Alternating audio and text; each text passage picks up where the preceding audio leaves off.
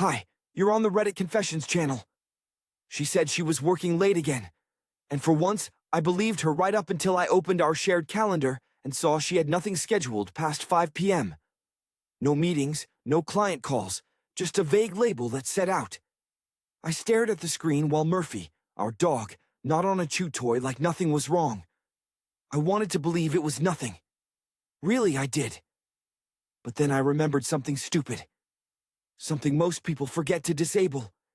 She never turned off her phone's location. A few clicks later, I saw the little blue dot. Not at her office, not at a client's place. A Motel 10 me from where she should have been. That's when I sent the text. "Didn't know you got a job at a motel." I expected silence. Or maybe one of her usual guilt-tripping replies. But what I didn't expect was the 3 dots, the typing bubble, vanishing, reappearing, vanishing again, and then nothing. 15 minutes passed. Then headlights hit the driveway. She didn't even park straight. She jumped out like the car was on fire. Her heels snapped. She left it on the sidewalk. Her keys hit the door so fast I thought she'd break the lock. And when she finally burst in, eyes wide, breathing hard, she didn't say, "What are you talking about?" She said, "How long have you known?" That's it. That's how the truth spilled out. Not with a confession, not with an apology, but with panic. Because liars never expect you to get quiet. And I had been quiet for too long. She stormed in like a firefighter, responding to a false alarm. But I wasn't the one who triggered it. Her guilt did that. She dropped her purse, still out of breath, trying to find the words before I said anything. I stayed quiet. That's what scared her most. "Clay, seriously!" She panted. "Are you stalking me or something? That motel text wasn't funny." I didn't laugh. I just pointed at her phone still in her coat pocket. "You forgot your location still on," I said softly. The color drained from her face. She looked like she'd been slapped. She reached into her pocket without a word, turned the phone away from me, tapped something, then held it against her chest like it could shield her. "You're acting paranoid," she snapped, voice shaky. "You don't trust me now." I didn't answer. I just walked past her straight to the door. "Where are you going?" she barked. "To get some air," I muttered. Even though I wasn't sure I'd come back, I made it halfway down the driveway before I saw her car. Still warm, engine clicking, driver's window fogged from the inside. I didn't have to open it to know something had happened in there, but I did anyway. I opened the passenger door. There was a water bottle, one of those protein gym ones, tucked under the seat. Not hers. I knew because she hated protein powders. Said they made her feel bloated. Then the cologne hit me. It wasn't mine. It wasn't subtle either. It was musky, sweet, clinging to the seat like it had been doused into the upholstery. I opened the glove box, half expecting a confession letter. Instead, there were 2 receipts from a gas station 10 minutes from the motel. One from tonight, one from 3 nights ago, both time-stamped exactly 20 minutes after she supposedly clocked out from work. I stared at those receipts like they could speak, like they could tell me if he was older, younger, stronger, funnier. But they just sat there quietly, ruining everything. She came out of the house barefoot, shivering. "Why are you going through my stuff?" she shouted from the porch. "That's not okay, Clay." But neither was pretending. Neither was being made into a fool while she snuck around and told me I was being insecure. I didn't yell. I didn't throw anything. I just looked at her and asked, "Is he married?" Her mouth fell open, and for the first time since I met Delaney, she had nothing to say. She stood on the porch, arms crossed like that would stop her lies from unraveling. I stood in front of her car, holding 2 receipts and the gym bottle like they were crime scene evidence. I didn't raise my voice. I didn't accuse. I just repeated the question with the calmness of a man already broken. "Is he married?" Delaney blinked. Her lips parted. Then she took a step back like I'd pushed her without touching her. "I don't know what you think you found, Clay, but you're jumping to conclusions." "Wrong answer." I walked toward her, not aggressively, just close enough to see her pupils shake. You don't know if the guy you're sneaking around with is married. I said, you accidentally cheat with married men now. Her nostrils flared, and she looked past me like a child caught stealing, who still believes there's a way out. It's not serious, she whispered. That hit harder than anything else could have. It wasn't the cheating. It was how casually she said it. Like I'd asked her if she forgot to take the trash out. Like I was supposed to feel relieved that her betrayal wasn't serious. I laughed. Not because it was funny, but because my chest hurt so badly. I didn't know how else to let the pressure out. Wow, I said, dragging the word like it might stall the collapse inside me. So, I've just been background noise. 7 years of us, a wedding, a mortgage, and I lose to some gym bro one night stand in a motel off the freeway.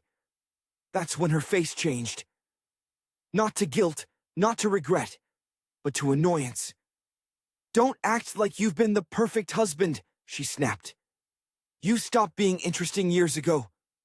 You never do anything spontaneous. You're predictable. There it was.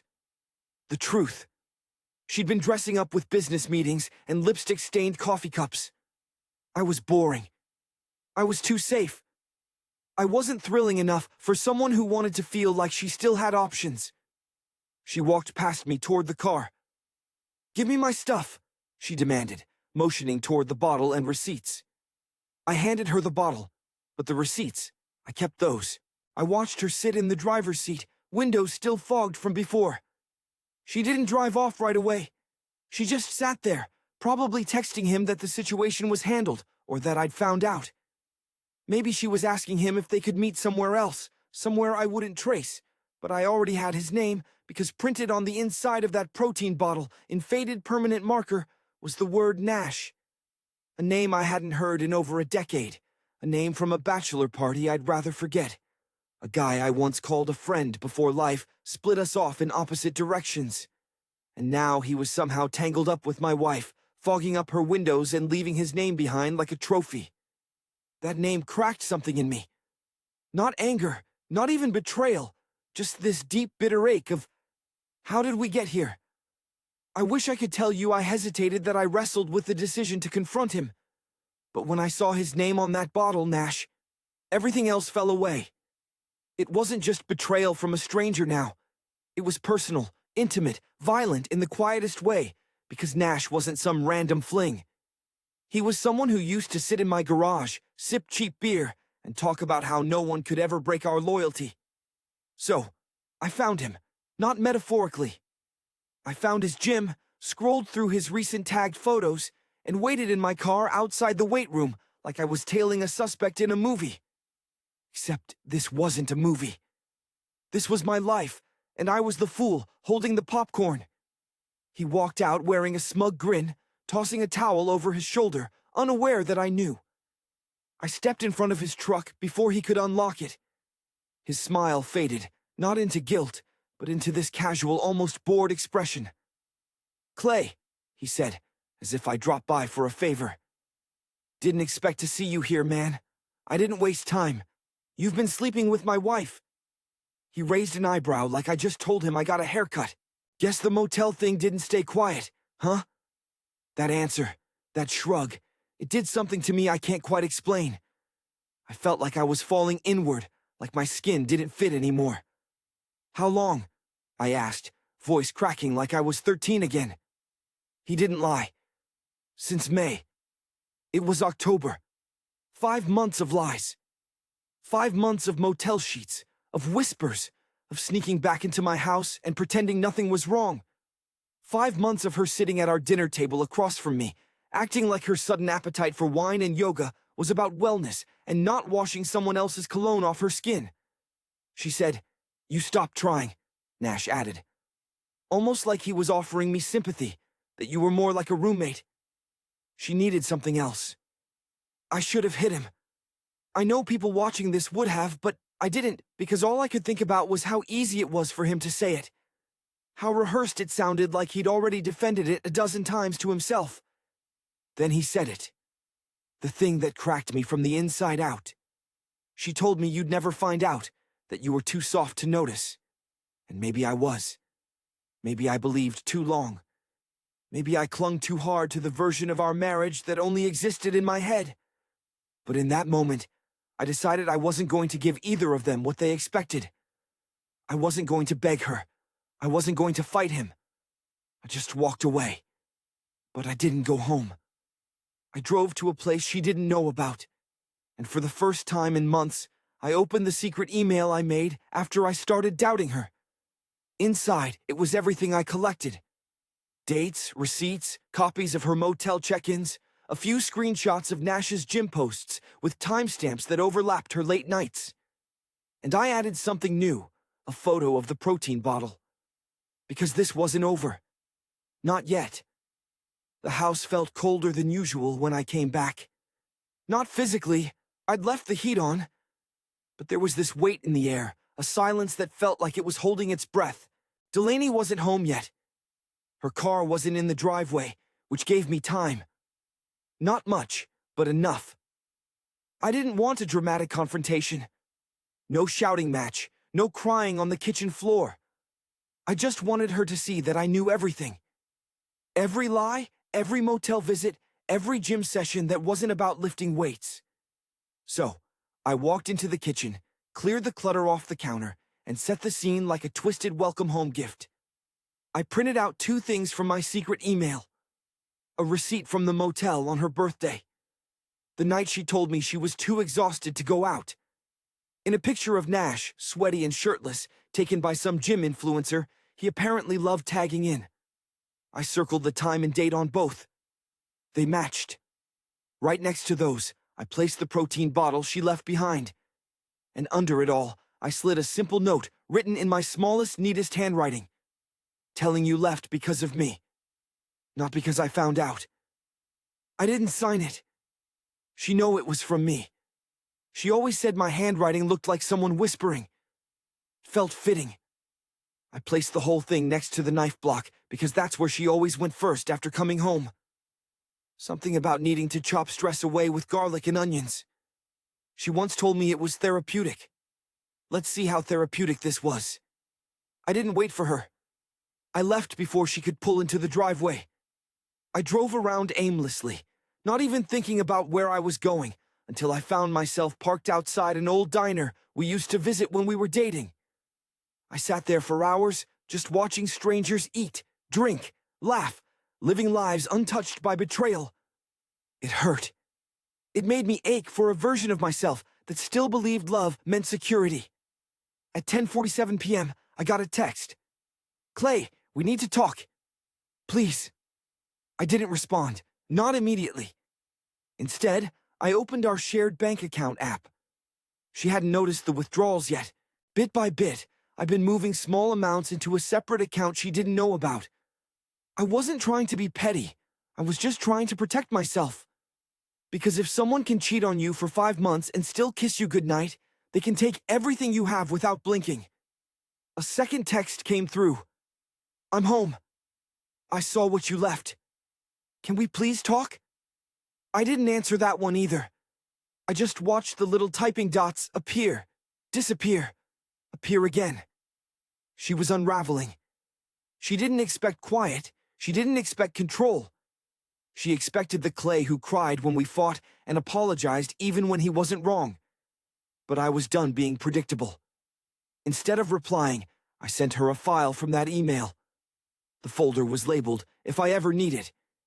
Inside were copies of everything. A full timeline of her affair. A list of lies. Even screenshots of her deleting messages and locking her phone whenever I walked into the room. No threats, no comments, just the truth.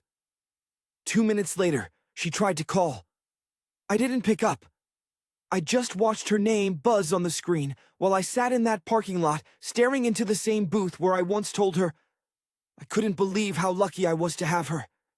Now, I couldn't believe how easy it was to lose her. Or maybe how long I'd already lost her without knowing. She showed up the next morning around 7:40 a.m., just as the sun was hitting the kitchen window. I hadn't slept. I'd been sitting on the floor of our guest room. technically my guest room now, thinking through every version of what she might say. Tears begging. A long gaslight-laced explanation. What I didn't expect was the envelope. She held it in one hand like it weighed 20 lullaby. In the other, a coffee cup from my favorite cafe, the one she used to tease me for overpaying at. For a second, I thought it was some twisted peace offering, like caffeine would undo 5 months of betrayal. She didn't wait to be invited in. She let herself in with the spare key. She never returned. I didn't say anything, just leaned against the counter, watching her like a stranger who didn't belong in my house anymore. She placed the envelope on the kitchen island and slid it toward me. "I know you're hurting," she said, her voice softer than I remembered. "And I don't expect forgiveness, but there are things you don't know." That phrase, things you don't know, it's what cheaters say to make you feel like you're the one missing something. Like betrayal needs more context to hurt less. I didn't open it. I asked, "Are you still seeing him?" She hesitated just long enough for me to answer the question myself. "Delaney," I said, "you didn't come back to fix anything. You came to clean it up." That broke her act. Her expression twisted into something sharper. "You're not innocent either, Clay. You shut down. You gave up on us before I did. I just had the guts to admit it." I almost laughed. Guts? Is that what they call sneaking around now? I finally opened the envelope. Inside was a legal document. Divorce papers already signed by her. She'd even highlighted the parts she wanted. The car, the couch, a couple thousand from the joint account, as if this was a business deal and not the death of a marriage. No apology letter, no explanation, just bullet points and initials. I looked up, and for the first time I saw it clearly. She wasn't ashamed. She was done. "This isn't about what you need," she said calmly. "It's about what I want. I don't love you anymore, Clay.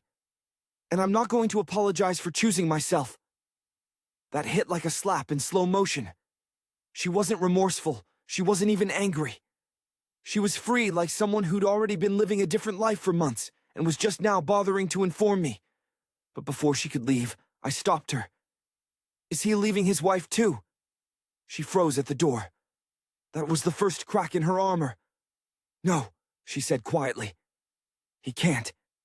He has kids." And just like that, the woman who claimed she was reclaiming her life had settled for being someone's side piece. A secret, a motel regular who brought coffee and excuses. She left without looking back, and I stood there with a coffee I didn't want and a signature I hadn't yet decided to give. But one thing was certain. This wasn't the end of her mess. It was just the start of my cleanup. The morning she left the envelope behind, I sat there for hours just staring at it. The coffee she brought went cold. The sun shifted across the floor, shadows stretching like time itself was pushing me toward a decision. The signature line stared back at me, daring me to make it official. A clean cut, a quiet ending, but clean endings don't exist when someone burns the middle of the story. So, I signed the papers, calm, silent. But before sealing that envelope, I added one small detail she hadn't planned for. My own clause. The house. Mine entirely. No discussion. I even underlined it and stapled a copy of our prenup to the back. The one she never expected me to keep. The one she laughed off as a formality. Delaney always underestimated me. She thought I was soft, predictable, the type to roll over for the sake of peace. And maybe for a while I was. But betrayal has a way of sharpening even the dullest man. Once the papers were ready, I didn't drop them off with a lawyer. No, I had a better idea. I waited until Friday. That's when I knew she'd be at her yoga retreat, the same retreat she'd used 3 times before to sneak away with Nash. I knew the exact location because I'd followed her once, just far enough to see her walk into the same motel lobby, dressed like she was about to meditate. What a joke. So this time I booked the room next door. I checked in with a fake name, Bryce, because it sounded nothing like me, and waited. Sure enough, around 8:10 p.m., I heard her voice through the thin wall. Then his laughing bed creaking. I wish I could say it didn't hurt, but it did. Even after everything, it still felt like swallowing broken glass. But I wasn't there for revenge. I was there to return what she left behind. I slid the signed divorce papers under their motel door. Clean. No note, just my signature and the clause about the house highlighted in neon yellow. Then I walked out. I didn't wait to see if she read it. I didn't want to hear the panic in her voice when she realized I'd taken something back from her for once. That night, I drove home to silence. Real silence. Not the kind where you wonder what she's hiding, but the kind where no one's lying to you. I made myself a drink. I sat on the couch. And for the first time in months, I felt like I could breathe without second-guessing the air until 2:34 a.m. That's when she called. I let it ring. Then another call came in, Nash's number. I didn't answer that one either. Then a third call came through, unknown number. I picked up expecting maybe a lawyer, but instead, I heard a woman's voice. "Hi, you don't know me. I'm Nash's wife." Time froze. I didn't know what to say. I'd never even seen her face.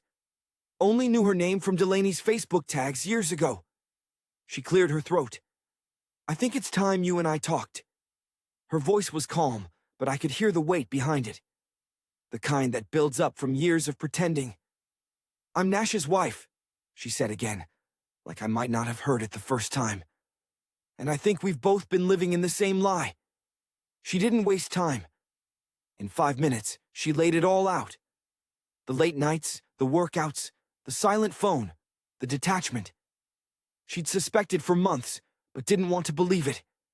That night, Nash came home to find the door locked and his gym bag on the porch. Inside it, she'd left a copy of my email, the one I sent Delaney with the timeline, photos, and proof. She thanked me, not bitterly, not sarcastically, but genuinely. "I think we both needed someone to light the match," she said before hanging up. Now it's done, and it really was. The next day, Delaney showed up at my door. No coffee this time, no envelope, just tears, the real kind. She asked if we could talk, not about fixing things, but about the past. She apologized, said she'd lost herself, and in trying to feel alive, she destroyed the life that actually mattered. I listened quietly. Then I told her I forgave her, not because she deserved it, but because I refused to carry her shame any longer. That afternoon, I called my realtor. I didn't want the house anymore. Too many echoes, too many ghosts. Within 2 weeks, I sold it and moved across the state to a smaller place with creaky floors and a quiet lake view. It was nothing fancy, just mine. I started volunteering at a local history museum. Weird, I know, but something about sharing old stories with strangers made me feel human again. Made me remember that we're all a little cracked, but still valuable. Sometimes people ask if I'd ever date again. Maybe. But for now, I'm just rebuilding piece by piece. Not from the betrayal, but from the part of myself I gave up trying to make someone else happy. I'm not angry anymore. I'm just free. Thanks for watching Reddit Confessions. If you've ever had to walk away from someone you thought you'd be with forever and came out stronger on the other side, share your story in the comments. Also, tell us your favorite moment from history that inspired you or changed the way you see the world. We love hearing real stories from real people, and don't forget to subscribe for more confessions that reveal what's hidden behind closed doors.